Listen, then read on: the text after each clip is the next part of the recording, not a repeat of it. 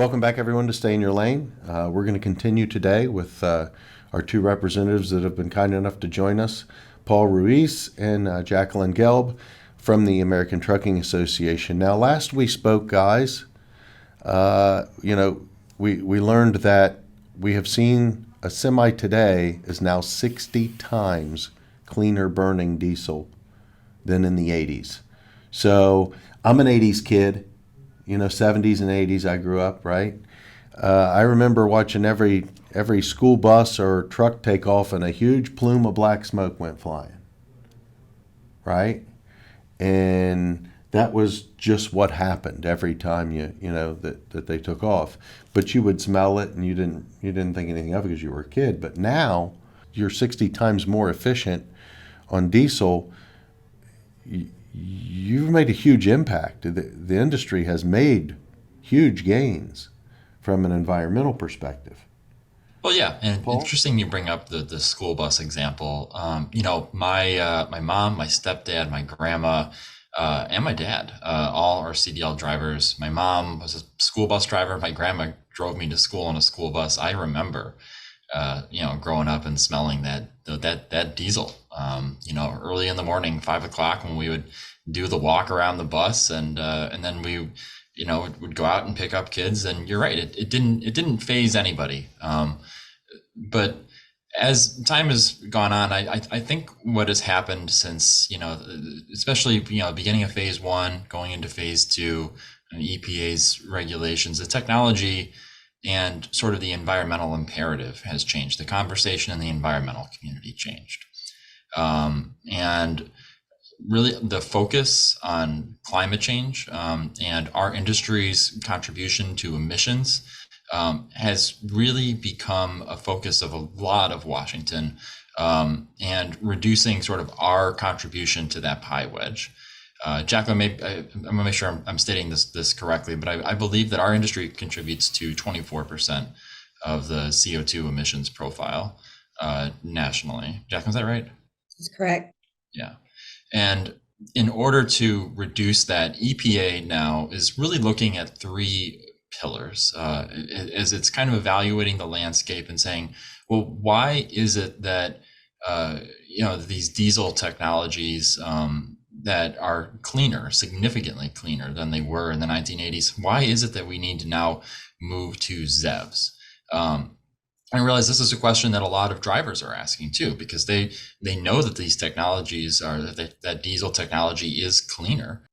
EPA is looking at the landscape and saying, okay, in the market, there has been a shift in the OEM perspective, increasing research and development more in electrified powertrains. They are looking at sort of the incentive structure. The bipartisan infrastructure law and the Inflation Reduction Act were passed, and they see the incentives for electric commercial heavy-duty electric vehicles in that, especially the $40,000 purchase incentive. And then they're looking at this set of state requirements, what has happened in California and spread to other states. And they're saying, well, wow, there are these purchase mandates to aggressively adopt heavy-duty electric vehicles. Well, let me interrupt you if you don't mind here. Yeah.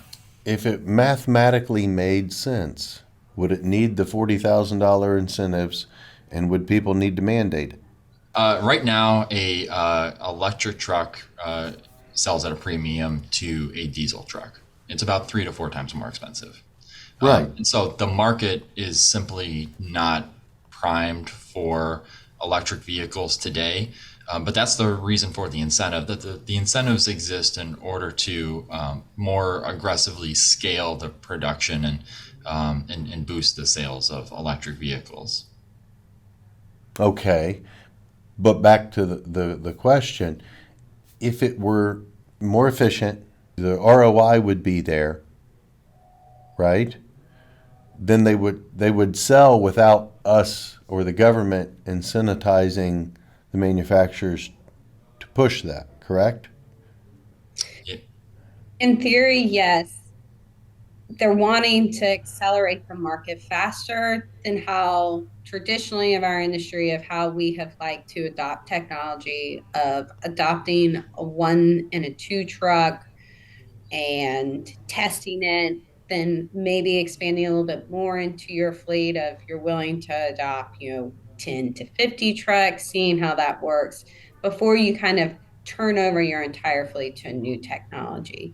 We can look at previous regulations. It's a very specific way of how trucking looks and proves to technology. It's also very prescriptive of how the truck OEMs prove their technology before they even put it in customers' hands.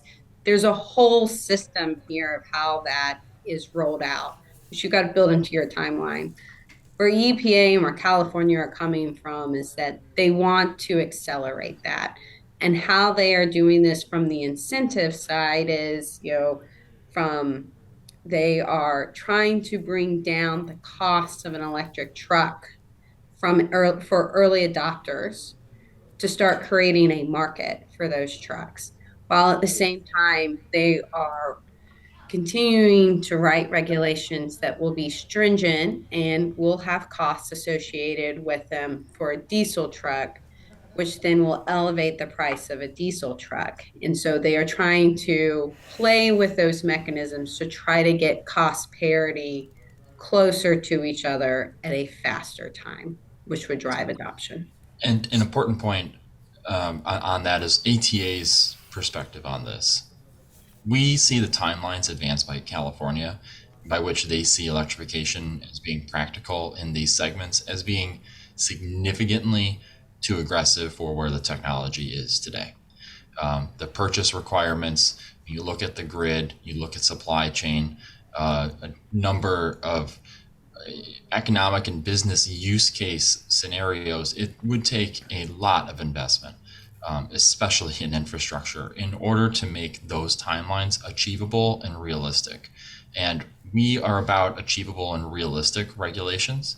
Agreed. Our CEO has gone up on Capitol Hill. He said we start at yes. And we do start at yes, but we want emissions policies and in a framework that are achievable and are going to work for our industry.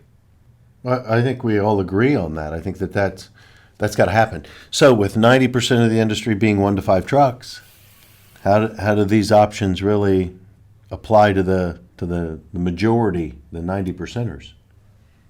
Listen, it's going to be tough.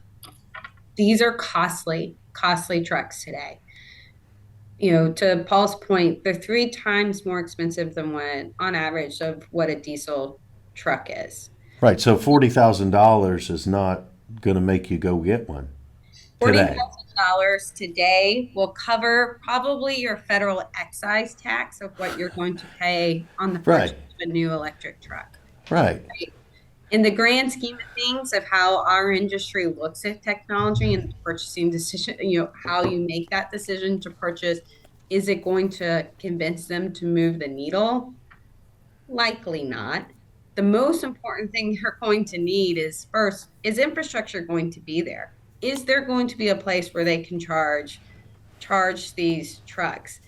Paul hears me say this all the time around ATA is that no one's going to go and buy an electric truck. It's going to be a very expensive lawn ornament if there's not a place to get to go and charge that truck. Well, I And think that gets at the cart's way out before the horse right now. Yeah. And so, there are, we talk in ATA, and this is what our CEO, Chris Spear, has said up on Capitol Hill. Andrew Boyle, who is our vice chairman, who went to Capitol Hill as well to give the same message, is that we're a diverse industry. There are going to be places where this makes perfect sense. Right. We are in this space now of where we are building it as we are driving the trucks. And so where is it that we can put the infrastructure in place, like a depot charger, for small routes, for dedicated routes that are very predictable, mega charging on freight corridors, or refueling stations if we move to hydrogen fuel cell? Or does it make more sense to leverage what we have now of renewable diesel? You know, I mean, there are opportunities here to where, we're trying to have that conversation. And what we're bringing to light here is that there's a sequence here. There's a right way of how to stage this. The federal government has made a lot of money available here of what this is the direction where this administration wants to head. First, it's making sure you don't forget about trucking and that table as you are thinking about funding solutions on charging infrastructure. Let's design it once, let's future proof it. We're going to be at times electrifying beside light duty industry, but where a charging station needs to go for a truck is much different than where it needs to go for a passenger vehicle. Agreed. Can't And take a truck to the library to go and charge. There won't be enough power there. We won't fit, right? So you need to put it where trucks hang out today. We know exactly where trucks hang out today. well, and I think there are segments that it will work in at Exactly. some levels, Yep. right? My question is, we seem to have, I've been watching buses, city buses, school buses running on natural gas for years. Seems like we have an abundance of natural gas in our country. Is that a more realistic option from a retrofit to the 90 percenters? You hear all these different stories on where's our electric coming from now to feed the number of electric vehicles in the push. Is the coal industry now being utilized to try and help generate power? How do we navigate that from a realistic approach with many people? Because again, I think it's an emotional thing for a lot of people. The more favored powertrains. Frankly, electric, as you noted, the conversation has changed. It's no longer the case in some circles that low emission is acceptable. The conversation now is really zero emission. And I think that where Jacqueline and I sit, there's this transition happening. We need to recognize that there's a transition, and we need some interim solutions in the meantime, because as you Bridge know, the John, gap. as you know, John, the sequencing of this is very important in order to tackle the sort of the easier use cases that are maybe better suited for electrification, and then we'll fill in with some of these other solutions and tackle the harder ones at a later point. That's sort of in line with how our industry has always sort of operated. It's an engineering challenge, it's a cost challenge. It's one that we have to invest resources and thinking into improve.